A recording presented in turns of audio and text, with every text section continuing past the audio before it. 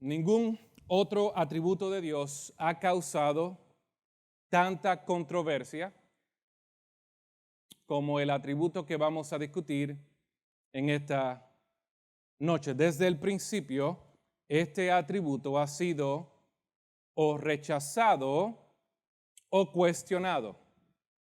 El atributo que vamos a estar discutiendo en esta noche es la soberanía de Dios.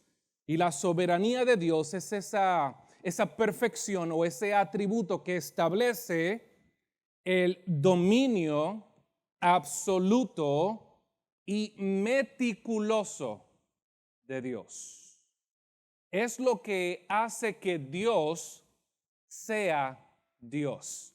Mira lo que dice el Salmo 103, verso 19. El Señor ha establecido su trono en los cielos, y mira lo que él dice, y su reino domina sobre todo.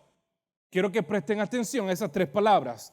Domina sobre todo, que su reino, que su autoridad gobierna sobre todo, que tiene dominio, que tiene control sobre todas las cosas. Interesantemente, este atributo ha sido codiciado por ambos, seres espirituales como seres humanos.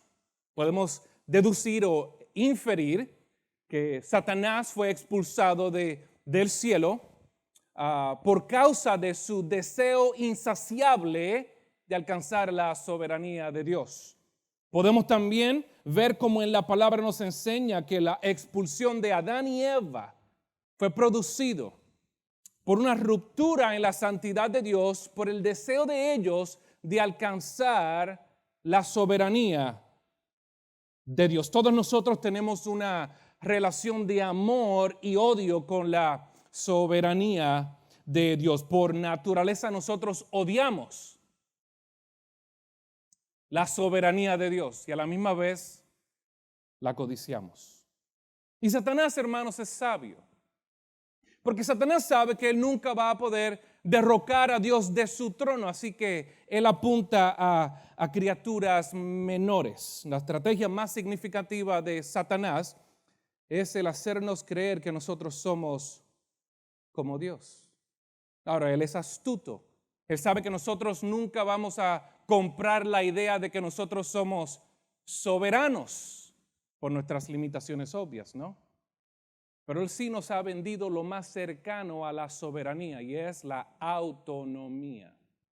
Lo que Satanás ha hecho es hacernos creer que nosotros somos autónomos. Esta palabra autónomo significa autogobierno. Cuando decimos que algo es autónomo, estamos diciendo que algo se gobierna a sí mismo. La gran caída en el huerto del Edén fue producida cuando Adán y Eva aceptaron la mentira diabólica de que ellos podían ser como Dios y así poder establecer su propia realidad. Que ellos podían ser como Dios y así poder dictar su vida de acuerdo a su propio criterio. ¿Por qué es esto tan significativo, hermanos? Porque cuando tú eres autónomo, tú te gobiernas a ti mismo. Cuando tú te gobiernas a ti mismo, tienes la libertad de hacer lo que quieras. Y cuando tú tienes la libertad de hacer lo que quieras, entonces no tienes que rendirle cuenta a nadie. Y es por eso que nosotros codiciamos la soberanía de Dios, y es por eso que nosotros hemos comprado esta idea de que nosotros somos autónomos o que nosotros podemos gobernarnos a nosotros mismos. Y la razón por la cual Dios es autónomo es porque Dios es soberano.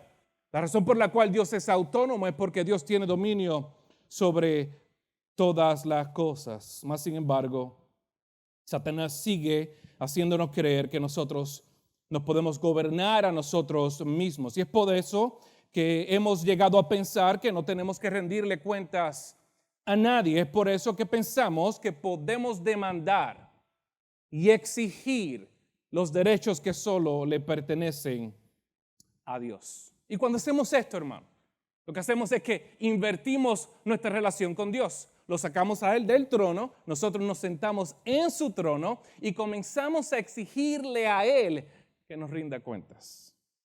Es por eso que nosotros pensamos o tendemos a pensar que Dios nos debe una explicación por lo que Él hace. Es por eso que demandamos que Dios se comporte de acuerdo a nuestras expectativas, ¿no? Es por eso que demandamos y esperamos que Dios no solamente haga las cosas como nosotros queremos que Él las haga, pero lo acusamos cuando las cosas que Él hace no pueden ser comprendidas por nuestras mentes finitas. ¿Por qué? Porque hemos comprado la idea de que nosotros somos autónomos. Pero me gustaría llevar esta idea a su conclusión lógica. Porque si nosotros somos seres autónomos, Dios dejaría de ser Dios. Si nosotros nos gobernamos a nosotros mismos, Dios dejaría de ser Dios. ¿Por qué? Porque si los hombres se gobiernan a sí mismos, Dios no los gobierna. Y si Dios no los gobierna, Dios no es el Señor de todas las cosas. Y si Dios no es el Señor de todas las cosas, Él no tiene dominio sobre todas las cosas. Y si Dios no tiene dominio sobre todas las cosas, Él no es soberano. Y si Dios no es soberano, Dios no es Dios. Autonomía. Soberanía. La razón por la cual la mayoría de los cristianos tienen problema con la soberanía de Dios es porque se han dado cuenta de que ellos no tienen control de nada. La razón por la cual, en la profundidad de nuestros corazones, la razón por la cual nosotros detestamos la soberanía de Dios por naturaleza es porque nos damos cuenta de que nosotros no estamos en el trono. Es porque nosotros nos damos cuenta de que nosotros no tenemos control de nada. Es por eso que detestamos por naturaleza esta doctrina. Y si tú le preguntas a la mayoría de los cristianos si ellos creen en la soberanía de Dios, la mayoría de los cristianos te van a contestar sí. Pero si tú comienzas a indagar y comienzas a explicar lo que significa el afirmar la soberanía de Dios, te darás cuenta que su perspectiva de la soberanía de Dios comienza a achicarse. Y comienza a achicarse. Y comienza a achicarse al punto de que su concepto de Dios es el equivalente al ateísmo práctico. Ellos con sus bocas afirman que Dios es soberano, pero en la práctica rechazan esta doctrina. Si Dios no es soberano sobre todas las cosas, Dios no es Dios. Quiero que escuchen esto.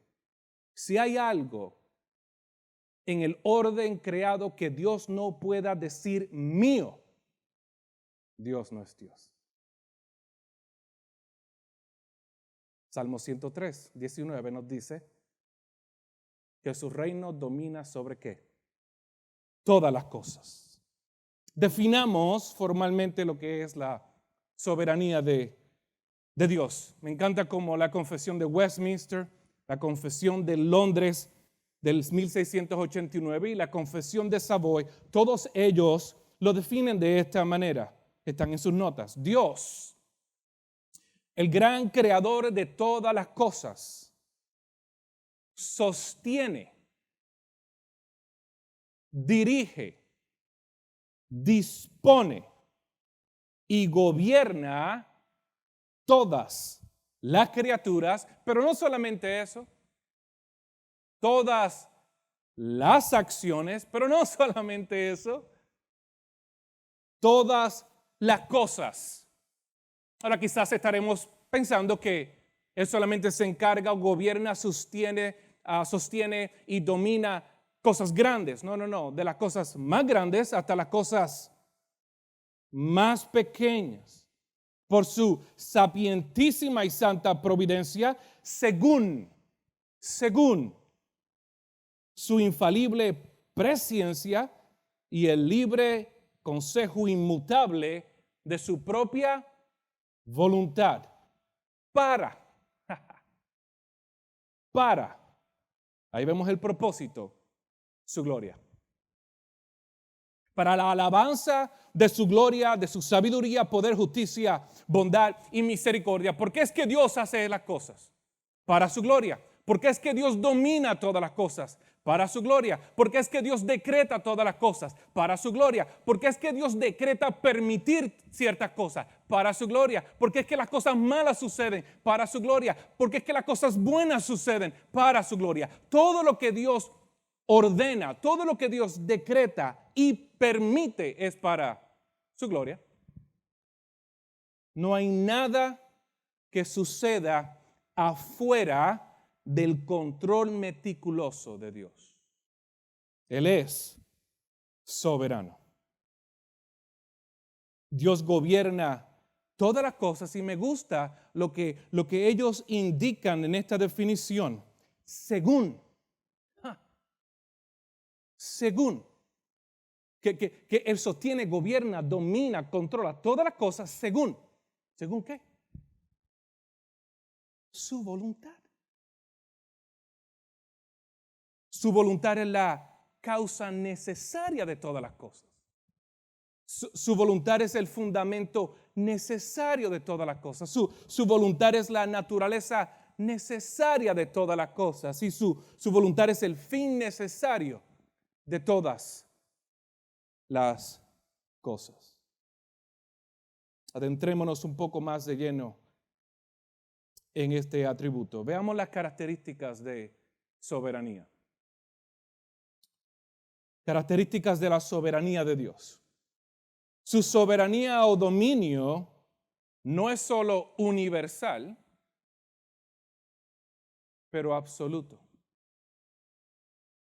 Su soberanía no es solamente universal, pero también es absoluta.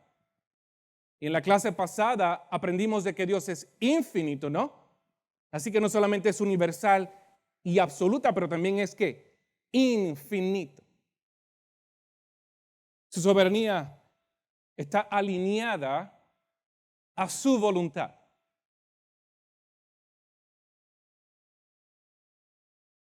Lo que Él domina es lo que Él quiere. ¿Tienen eso claro? Lo que Él gobierna es lo que Él desea.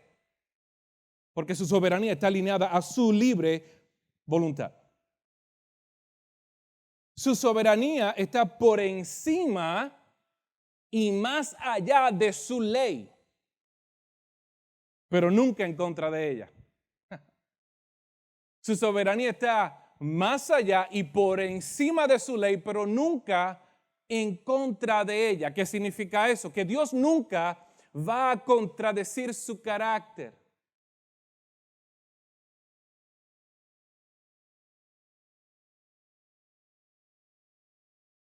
Dios no está sujeto a su ley. Su ley es una expresión de su carácter, pero Dios no está sujeto a su ley, aunque Él no está en contra de su ley. ¿Tienen eso claro? Dios está por encima de su ley porque Dios hace todo de acuerdo a su beneplácito. Dios hace todas las cosas de acuerdo a su libre voluntad. Su soberanía es el derecho que Él tiene de hacer lo que a Él realmente le plazca con su creación. Amén. Su soberanía es el derecho que Él tiene de hacer lo que a Él le plazca con su creación. Ahora quizás usted se estará preguntando, ¿cómo es que eso funciona? Bueno, porque Él es autónomo, Él no tiene que darnos explicación. Así que Él hace lo que Él quiere. Ese es su derecho. Nosotros no tenemos ese derecho, Dios lo tiene.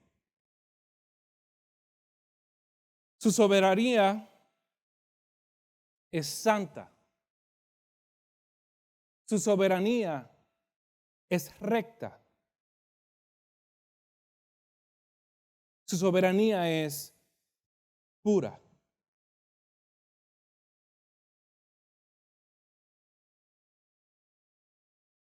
Su soberanía se extiende a todas las cosas posibles, las cosas que existen. Su soberanía alcanza a todas las criaturas racionales, pero también criaturas irracionales. Su soberanía alcanza lo movible, pero también lo inmovible. Su soberanía alcanza todos los eventos, toda circunstancia, buena o mala. Su soberanía alcanza todo conocimiento, todo destino y toda cosa contingente, toda aquella cosa incierta. La soberanía de Dios alcanza eso también. Y su soberanía es irresistible. ¿Por qué es que su soberanía es irresistible? Porque Dios es omnipotente. Ya lo estudiamos. Dios es omnisciente y Dios es omnipresente. Así que la soberanía de Dios acapara todas las cosas. ¿Qué es lo que podemos aprender de estas características, hermanos? Que todo lo que sucede dentro de las limitaciones del orden creado no pueden suceder a menos que ocurran por orden divina. Todas las cosas que ocurren dentro del marco de lo creado no pueden suceder a menos que sean ordenadas por Dios.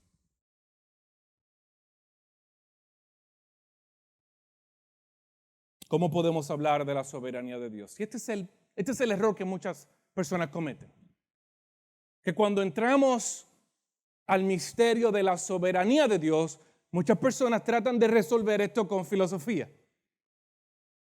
Muchas personas tratan de resolver esto con opiniones humanas.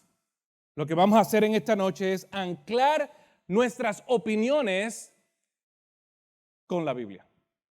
¿Qué es lo que dice la Biblia a través de la inspiración de Dios acerca de la soberanía de Dios? Y la palabra habla acerca de la soberanía de Dios de dos maneras.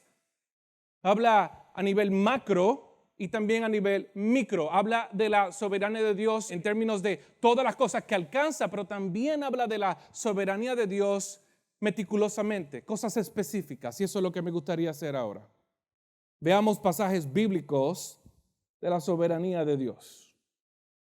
Veamos primero el alcance comprensivo de la soberanía de Dios. El alcance comprensivo, acaparador de la soberanía de Dios. Mira lo que dice Isaías 46, comenzando en el verso 8 al 11.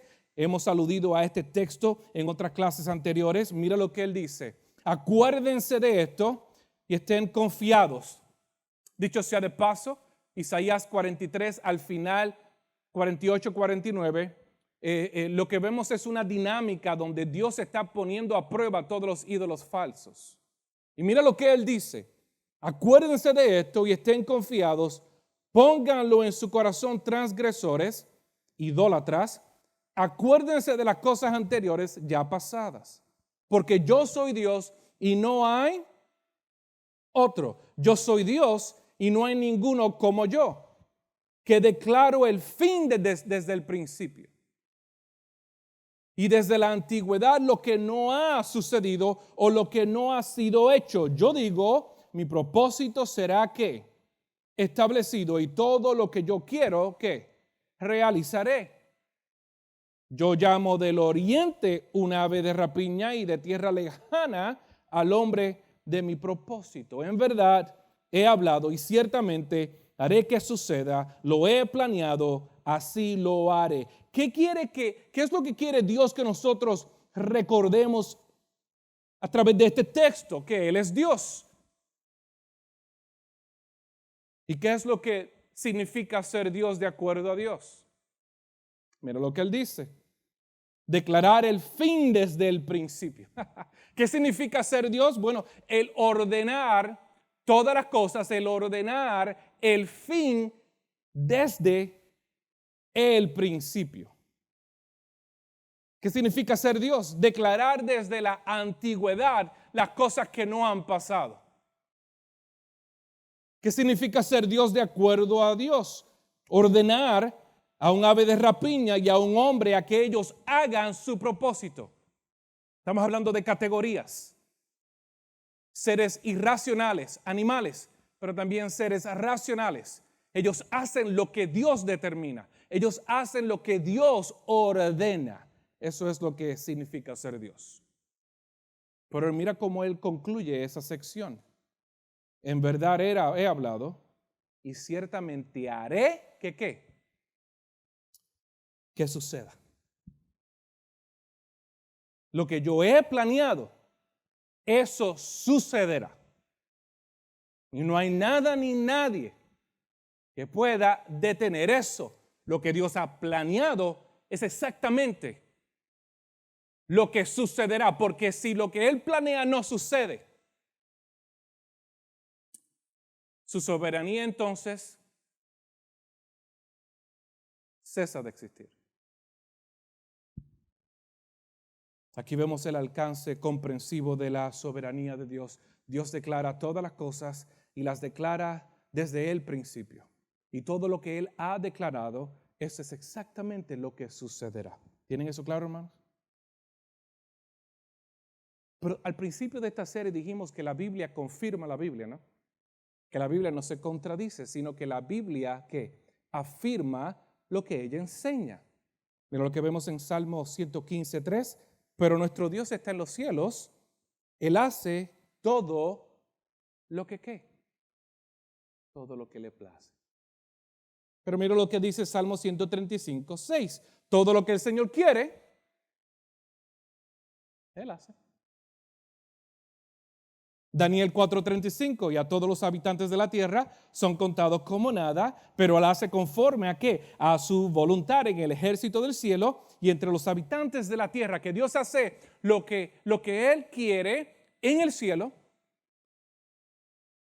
en el concilio divino, en las cosas que para nuestros ojos son invisibles, en el ámbito espiritual Dios hace lo que Él quiere, pero también en el ámbito material. En el cielo, pero también en la tierra, y nadie, hermanos, puede apartar su mano o decirle, ¿qué has hecho? Así que, hermanos, de acuerdo a la regla de fe, vemos cómo la Biblia se afirma a sí misma y confirma que comprensivamente Dios tiene el control de todas las cosas. ¿Tienen eso claro? Pero también la Biblia habla acerca del alcance específico de la soberanía de Dios. No solamente comprensivamente, sino que también específicamente. Veamos la primera. La soberanía de Dios en la creación. La soberanía de Dios en la creación. Y si tienen tiempo en sus hogares, pueden leer Génesis 1 al 3. Y vemos la soberanía de Dios plasmada en la creación de todas las cosas. Leamos capítulo 1, versos del 1 al 5. Dice, en el principio Dios creó los cielos y la tierra estaba sin orden y vacía, y las tinieblas cubrían la superficie del abismo, y el Espíritu de Dios se movía sobre la superficie de las aguas. Entonces dijo Dios, sea la luz, y hubo luz. Escuche bien, hermanos. Dios decretó, sea la luz, y la luz no se resistió a su decreto. La luz no dijo, espérate un segundo, todavía no estoy preparado. No, Él dijo, hágase la luz, y se hizo la luz. Dios vio que la luz era buena, y Dios separó la luz de las tinieblas, y Dios llamó a la luz día, y a las tinieblas llamó noche, y fue la tarde, y fue la mañana un día. ¿Por qué es que las cosas son como son? Porque Dios lo dijo. ¿Por qué existe tal cosa como el agua? Porque Dios lo dijo. ¿Por qué existen las montañas? Porque Dios lo dijo. ¿Por qué existen los animales? Porque Dios lo dijo. ¿Por qué las vacas tienen 4 estómagos? Porque Dios lo dijo. ¿Por qué existen los gatos? Porque Dios lo dijo. Job 38, verso 3 dice, ¿dónde estabas tú?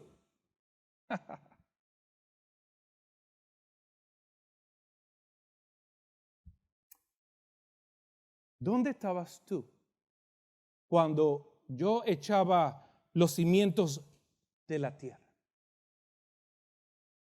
Dímelo si tienes inteligencia. ¿Quién puso sus medidas? Ya que sabes, Job. ¿O quién extendió sobre ella cordel? ¿Sobre qué se asientan sus basas? ¿O quién puso su piedra angular? Cuando cantaban juntas las estrellas del alba y todos los hijos de Dios gritaban de gozo, ¿o quién se encerró con puertas el mar? ¿Cuándo? Irrumpiendo se salió de su seno.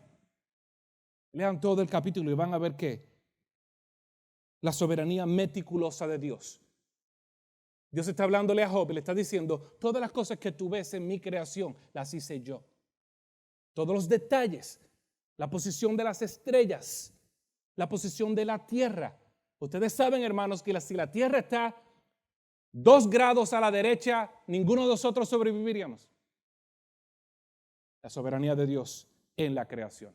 Pero la Biblia también enseña, hermanos, la soberanía de Dios sobre eventos aleatorios.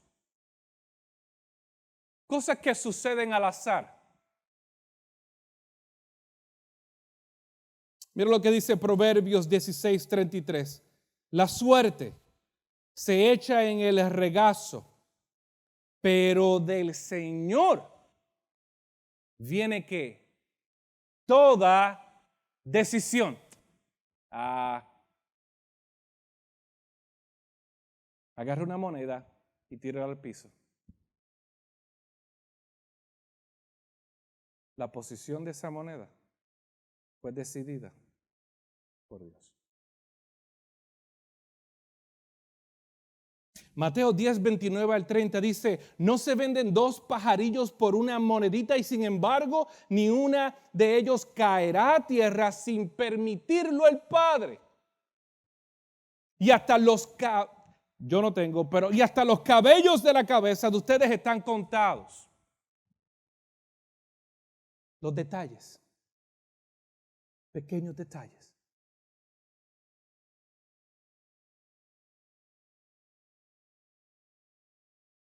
Pero la Biblia también habla acerca de la soberanía de Dios sobre el reino natural. La soberanía de Dios sobre el reino natural. Lo vemos en el libro de Jonás. Está plasmado en toda la Biblia, pero el libro de Jonás nos muestra varios ejemplos donde vemos la soberanía de Dios ordenando y dominando el reino natural. Jonás 1:17 dice, y el Señor dispuso y el Señor ordenó un gran pez que se tragara a Jonás, y Jonás estuvo en el vientre del pez 3 días y 3 noches. Pez, trágate a Jonás. Y el pez se tragó a Jonás. En el capítulo 2, verso 10 dice, entonces el Señor dio orden al pez y le dijo, vomita a Jonás. ¿Y qué fue lo que hizo el pez? Vomitó a Jonás. Capítulo 4, verso 6, que el Señor ordenó que una planta creciera sobre Jonás para que hiciera sombra sobre su cabeza. ¿Y qué hizo la planta? Creció y le dio sombra a Jonás. Pero en el próximo verso, Dios entonces ordena a un gusano a que ataque la planta y la mate. ¿Y qué hizo el gusano? Atacó la planta y la mató. Oh. Isaías 40, 26 dice, alcen a lo alto sus ojos y vean quién ha creado estos astros. El que hace salir en orden a su ejército y a todos llama por su nombre. Hermanos, todas las estrellas en la galaxia, cada una tiene nombre por Dios. Y están en la misma posición que Dios las colocó. Y un meteorito sale cuando Dios así lo determina. Dios tiene el control absoluto del reino natural. Jesús le dijo a la tormenta, basta. y la tormenta paró. Dios le dijo a Moisés, pon la vara sobre la tierra y el mar se va a abrir. ¿Y qué sucedió? El mar se abrió. La creación de Dios obedece las ordenanzas y la soberanía de Dios. Dios le dice a las ranas, llenen todo Egipto. ¿Y qué hicieron las ranas? Llenaron a todo Egipto. El reino natural obedece la soberanía de Dios. Pero no solamente eso, hermanos. No solamente vemos la soberanía de Dios en la creación, no solamente vemos la soberanía de Dios sobre eventos aleatorios, no solamente vemos la soberanía de Dios sobre el reino natural, pero también vemos la soberanía de Dios sobre el mal.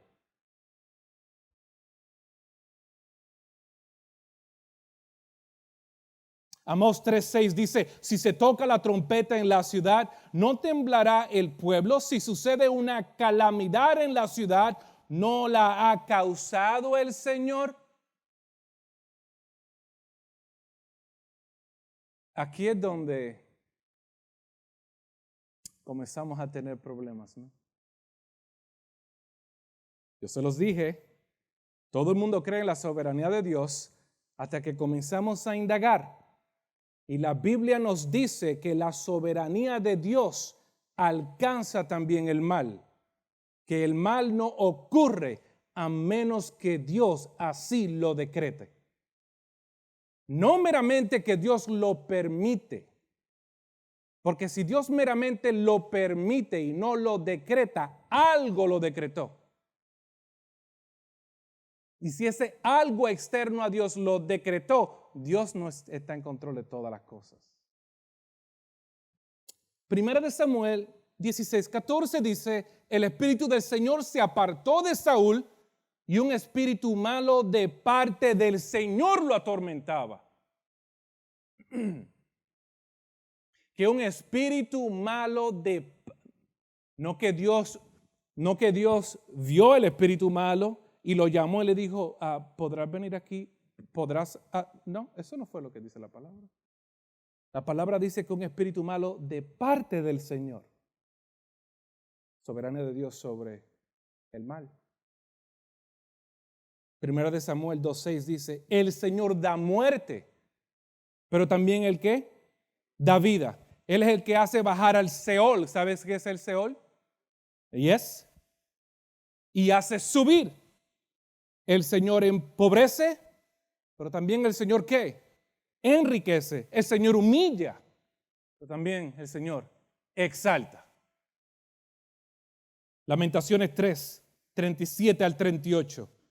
¿Quién es aquel que habla y así sucede? A menos que el Señor lo haya ordenado. No salen de la boca del Altísimo tanto el mal como el bien.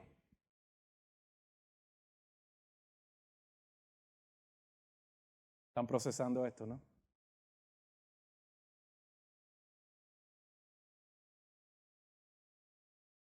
Una pregunta que yo tengo. Piensen en el evento más horroroso de la historia de la humanidad. Cuando hablamos de la soberanía de Dios sobre el mal, o lo que se conoce como la teodicea, ¿cuál es la relación de Dios con el mal? Usualmente tratamos de defender a Dios. Y traemos ejemplos como el asesinato de una persona o la violación de una joven o casos dramáticos y tristes. Pero yo nunca he escuchado a una persona hablar del evento más horroroso en la historia de la humanidad, que fue el asesinato del único hombre inocente, Jesús.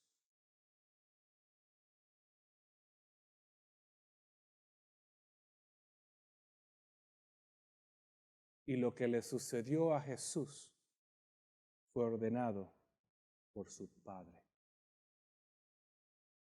Mira lo que dice Hechos 4:27.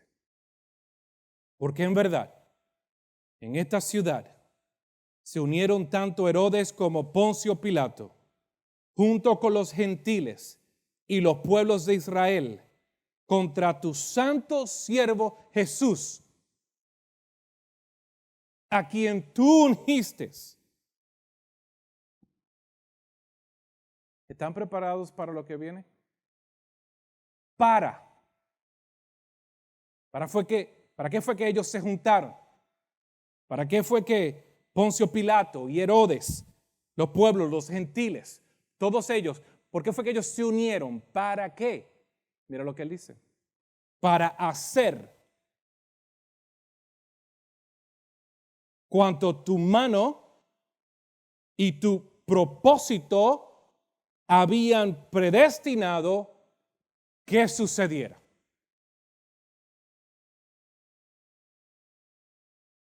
El evento más horroroso en la historia de la humanidad fue ordenado, predestinado, gobernado, decretado por Dios.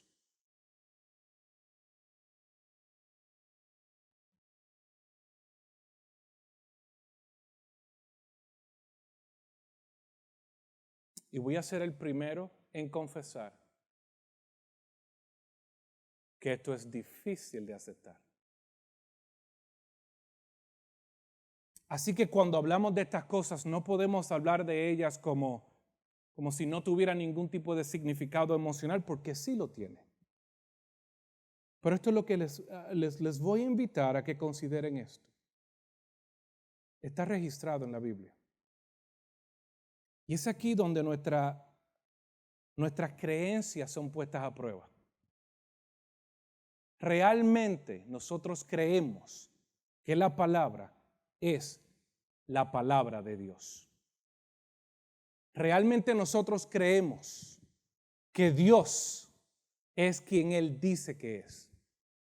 Realmente nosotros creemos en las cosas que están depositadas en este libro. ¿Realmente lo creemos? Es porque cuando llegamos a textos como estos, comenzamos a titubear, ¿no? Porque son fuertes, porque son difíciles de aceptar. Pero esta es mi invitación.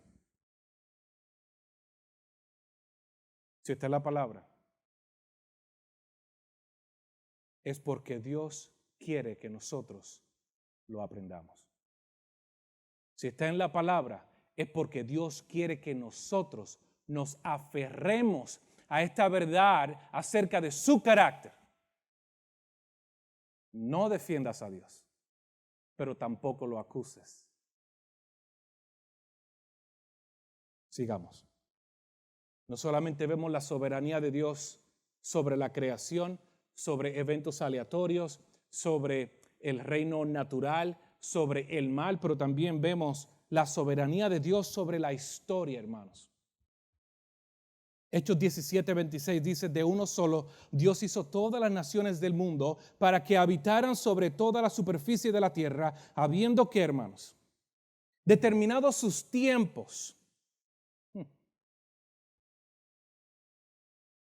que Dios determinó el tiempo de cada habitante en esta tierra, de cada familia en esta tierra, por tanto de cada pueblo en esta tierra, por tanto por cada ciudad en esta tierra, por cada nación de esta tierra, por cada país, cada continente. Él determinó sus tiempos y las fronteras de los lugares donde viven. Salmo 47, 1, 4 dice, batan palmas, pueblos todos, aclamen a Dios con voz de júbilo, porque el Señor, el Altísimo, es digno de ser temido. Rey grande es sobre toda la tierra. Él somete pueblos debajo de nosotros y naciones bajo nuestros pies. Él nos escoge en nuestra heredad, la gloria de Jacob, a quien Él ama. Salmo 33, 10.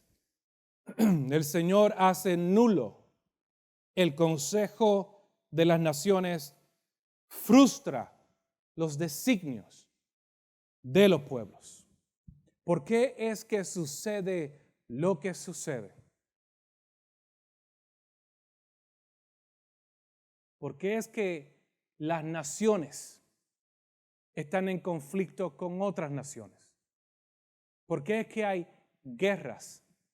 ¿Por qué es que hay genocidios? ¿Por qué es que ocurre todas estas cosas en las naciones, hermanos?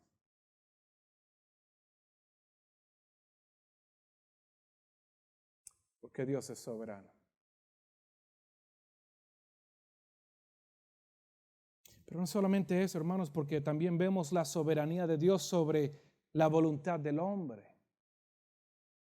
No solamente la soberanía de Dios sobre el mal es algo que nos incomoda, pero tan pronto llegamos a la soberanía de Dios sobre la voluntad del hombre, aquí es donde comenzamos a enfurecernos, porque no nos gusta que alguien tenga el control sobre nuestras vidas.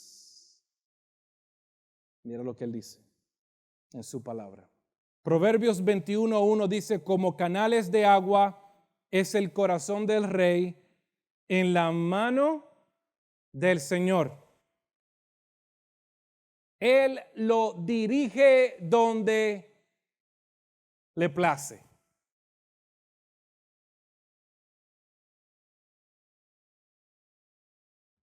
Éxodo 14:4. Pero yo, Dios, endureceré el corazón de Faraón. ¿Quién dijo eso? ¿Quién endureció el corazón de Faraón? Dios.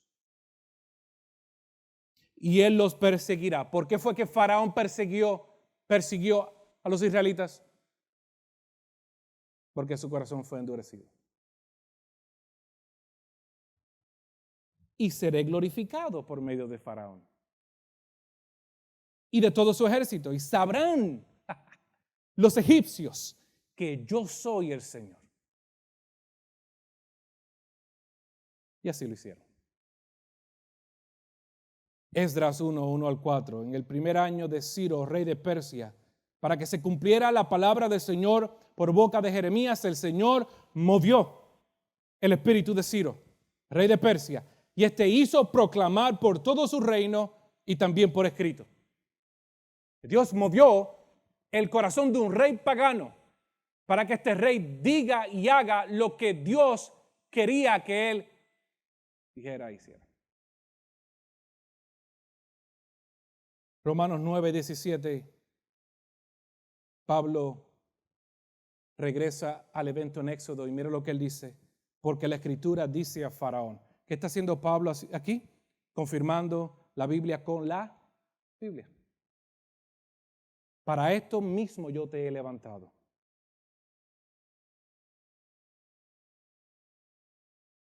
¿Para qué fue? No, antes de eso, ¿por qué fue que Faraón llegó al poder?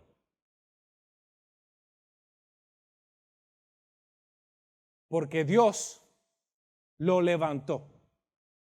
¿Y por qué fue que Dios lo levantó? Mira lo que él dice. Para demostrar mi poder en ti, Faraón. Yo te levanto el poder, endurezco tu corazón para demostrarte a ti que yo soy el Señor.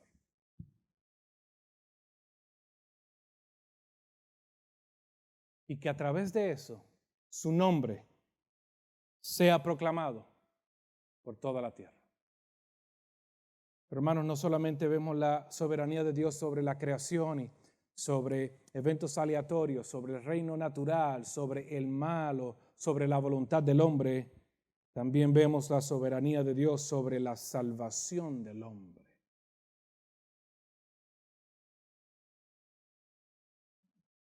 Juan 1:13 dice, a los que creen en su nombre, ¿por qué fue que ellos creen?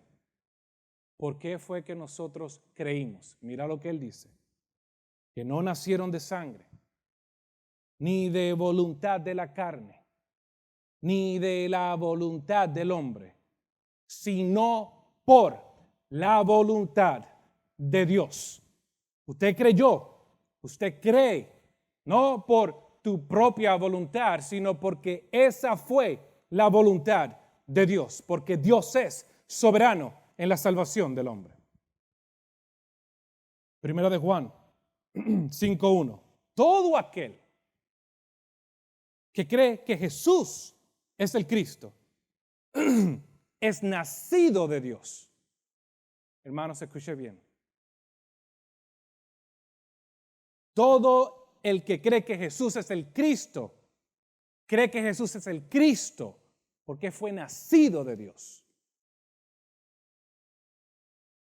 Tú eres nacido de Dios para que creas que Jesús es el Cristo. No que tú crees que Jesús es el Cristo para ser nacido de Dios. Porque si tú puedes creer sin haber sido nacido de Dios, ¿para qué tienes que ser nacido de Dios? Si puedes hacerlo sin su intervención. La palabra dice que nosotros creemos que fuimos nacidos de Él. Primera de Pedro 1:3 dice: bendito sea el Padre de nuestro Señor Jesucristo, quien según su gran misericordia, ¿qué? Nos ha hecho. Subrayen eso, nos ha hecho. ¿O es que Dios es un caballero y Él está afuera del corazón y Él toca la puerta y está con un violín persuadiéndote para que creas? No, Él tumba la puerta y Él te hace creer. Porque si Él no te hace creer, tú nunca vas a creer en Él.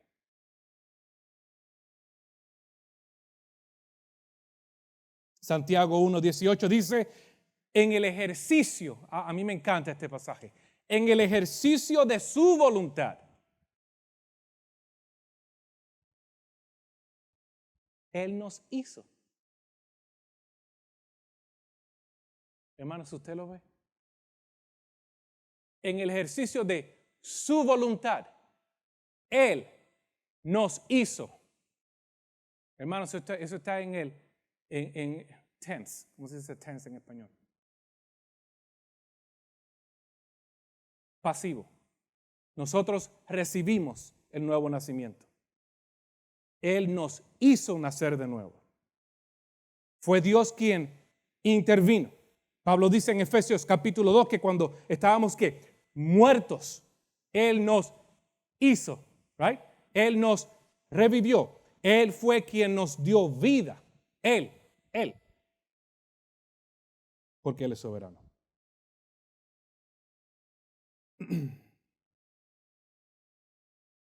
Efesios 1:3 dice, bendito sea el Dios y Padre de nuestro Señor Jesucristo, que nos ha bendecido con toda bendición espiritual en los lugares celestiales con Cristo y en Cristo, porque Dios nos escogió. Dios nos escogió antes de la fundación del mundo. ¿Para qué? Para que fuéramos santos. Para que fuéramos sin mancha delante de Él. Él nos escogió antes de la fundación del mundo. Y al principio leímos que Él decretó todas las cosas antes de la fundación del mundo, declarando el fin desde ¿qué? Del principio. Y en esa declaración del fin estaba tu salvación. Y esa declaración no estuvo basada en el conocimiento que Él tenía de las acciones futuras de los hombres, porque Él no aprendió nada. Dios no mira el futuro y aprende cosas. Dios sabe el futuro porque Él es omnisciente, y Él es omnisciente porque Él es omnipotente, y Él es omnipotente porque Él es infinito, y Él es infinito porque Él es soberano, y Él es soberano porque Él es Señor de todas las cosas.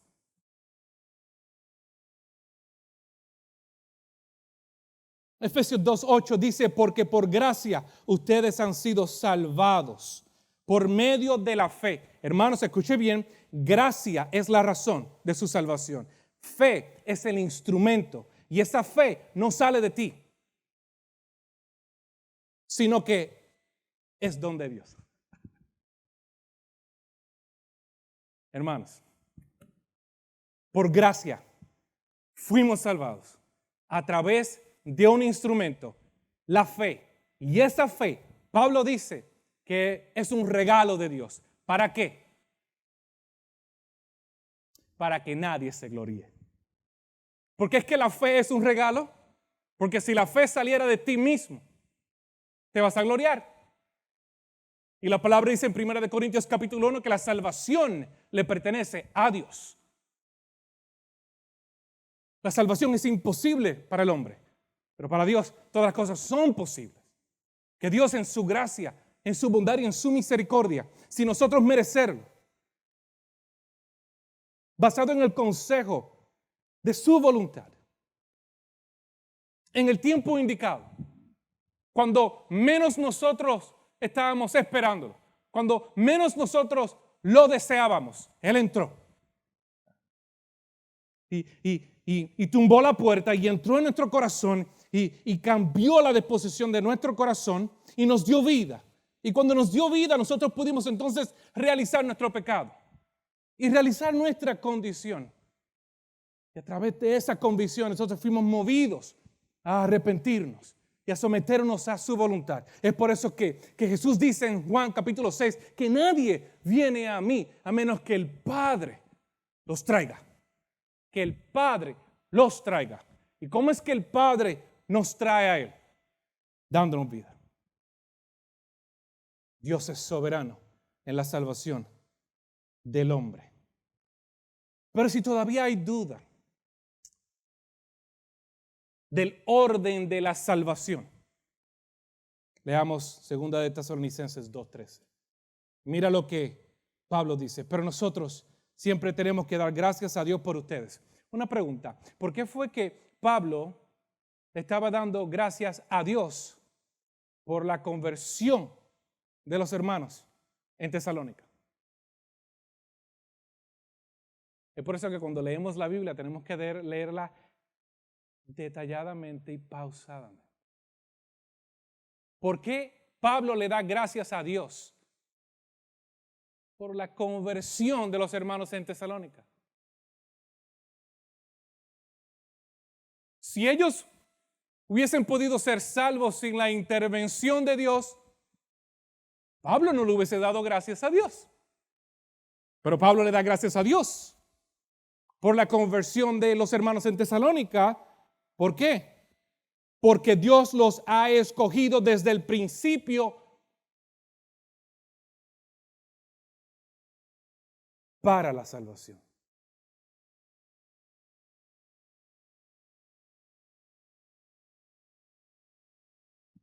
Hoy en día, la mayoría de los cristianos piensan que Dios nos escoge después de la conversión.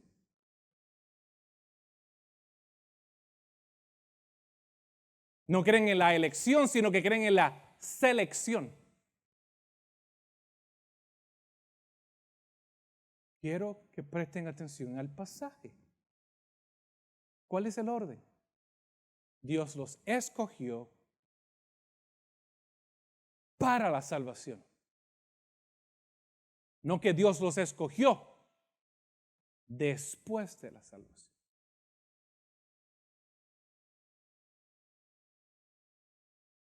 ¿Entienden eso? Dios los escogió desde el principio. ¿Ven cómo esto se repite, este patrón? Declarando el fin desde el principio. Y en esa declaración estaba tu salvación y la mía.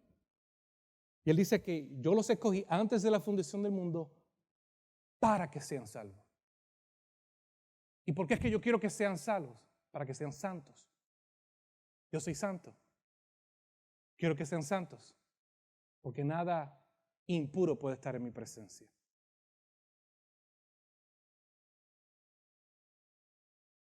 ¿Cuál es la aplicación de la soberanía de Dios, hermanos?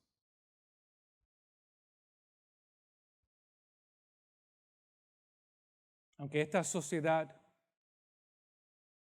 y aunque lamentablemente muchos cristianos rechacen la soberanía meticulosa de Dios, la soberanía meticulosa de Dios, como dijo Spurgeon una vez, es la almohada sobre el cual nosotros podemos descansar.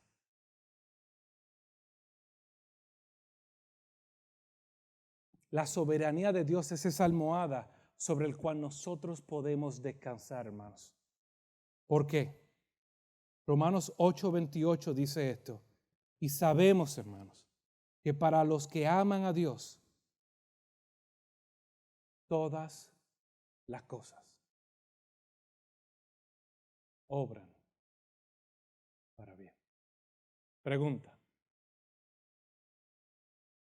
¿Cómo es que Pablo puede decir que para los que aman a Dios, todas las cosas obran para bien si Dios no es soberano? Usualmente nosotros cuando una persona está en crisis, usualmente cliché, el mundo dice que todo sucede con ¿qué? O por un propósito. ¿De dónde ellos sacaron eso? ¿Lo ves? La gente cree en la soberanía de Dios, aunque rechacen la soberanía meticulosa de Dios. ¿Cómo uno puede decir que todo tiene un propósito si no hay un Dios que decretó el evento? ¿Cómo puede haber un propósito detrás de nuestras crisis si Dios no está detrás de esa crisis con un propósito? Si Dios meramente está reaccionando a las cosas malas que suceden, ¿cómo Dios puede tener un propósito con ellas? Hermanos, la razón por la cual nosotros podemos confiar que todas las cosas que suceden en nuestra vida, buenas y malas, tienen un propósito, es porque Dios es el Dios que es Señor de todas las cosas. Y es por eso que nosotros podemos descansar en medio del dolor y en medio de la crisis. Y es por eso que cuando no entendamos por qué es que las cosas están sucediendo, podemos confiar que aunque Dios no nos deba una explicación, Dios tiene el control, porque no hay ninguna molécula que no se conforme al plan de Dios. Todas las cosas, hermanos, confíen en esto. Todas las cosas, buenas o malas, son para nuestro bien. Esa es la promesa que vemos en Romanos 8:28. ¿Tú amas a Dios? ¿Tú amas a Dios? Esta es la promesa. Todo lo que nos suceda para nuestro bien. Aunque no lo entendamos. Todas las cosas obran para bien, hermanos. Conclusión. Hay una pregunta que no ha sido contestada. Y yo sé que ustedes han pensado en esa pregunta. Si Dios es soberano, si Dios tiene el control de todas las cosas, ¿seremos nosotros unos robots? Si Dios tiene el control de todas las cosas, si Dios domina todas las cosas, si Dios gobierna todas las cosas, si Dios decreta todas las cosas, ¿seremos nosotros muñecos en las manos de un ventrílocuo? Si Dios es soberano sobre todas las cosas y si Dios domina todas las cosas, si Dios decreta todas las cosas, ¿seremos nosotros monigotes? Si Dios domina todas las cosas y gobierna todas las cosas, ¿seremos nosotros marionetas? Para nada, hermanos. La palabra enseña que Dios es absolutamente y meticulosamente soberano sobre todas las cosas, pero también enseña que el hombre es moralmente responsable. Y es aquí donde muchos cristianos comienzan a formular remedios para reconciliar esas dos cosas. Y la tendencia es bajar a Dios de su trono y exaltar al hombre. Y la tendencia es o defender a Dios por las cosas que nuestras mentes finitas no pueden comprender o acusar a Dios cuando nuestras mentes no pueden entender los secretos de Dios. ¿Cuál es la relación entre la soberanía absoluta y meticulosa de Dios y la responsabilidad del hombre? Venga a la próxima clase. Oremos.